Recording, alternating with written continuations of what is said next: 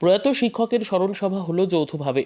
হেলাপাকড়ির অভিভাবক প্রয়াত প্রাক্তন শিক্ষক বিজয়বন্ধু মজুমদার ওরফে গুর্খা স্যারের স্মরণসভা হলো হেলাপাকড়ি বাজারে।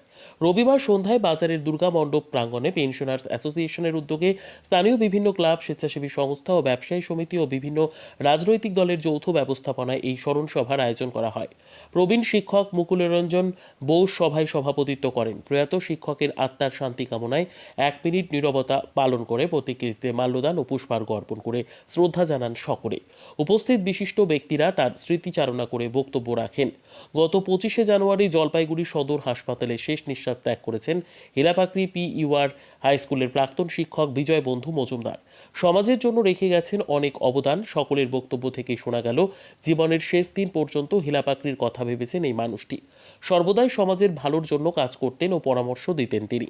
এমন একজন অভিভাবকের চলে যাওয়া মন থেকে কিছুতেই মানতে পারছেন না এলাকার মানুষজন।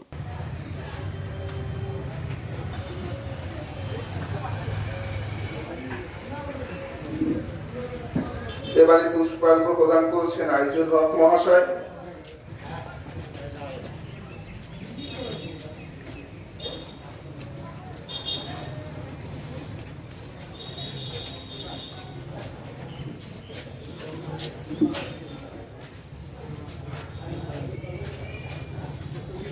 পুষ্পার্ঘ্য অর্পণ করছেন